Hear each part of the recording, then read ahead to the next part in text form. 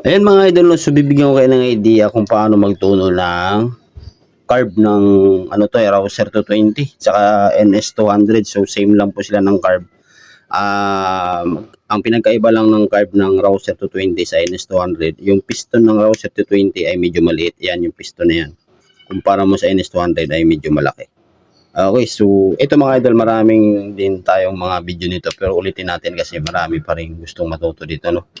So, pagka ganito kasi na carb ng mga NS200, pag hindi nyo makuha yung tono, ay siguradong magkakaproblema kayo. Okay, so dun sa iba na hinihirapan magtuno nito, lagi nyo munang i-check mga idol ito. Itong dalawa na to, ayan. Ayan o, makikita nyo yan o.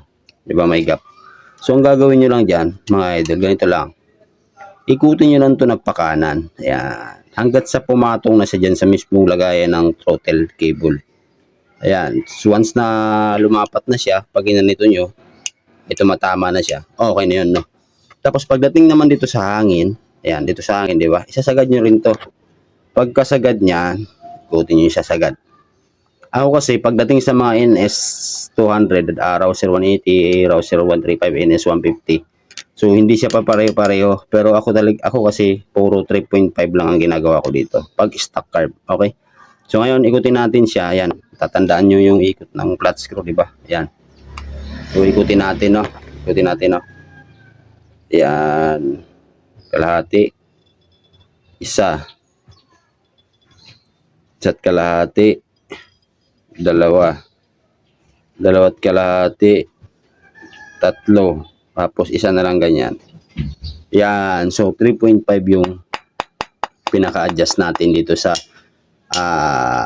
stock carb ng Rouser 220 at NS200. Okay, so ngayon lagyan natin sa motor kung gaano ka quick response. Okay.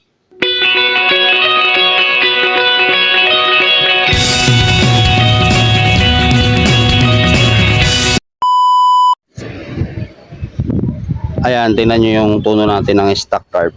Okay, so ganun lang eh.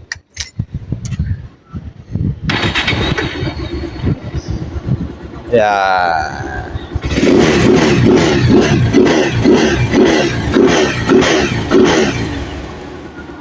Ba? Basic. Ayan, minor.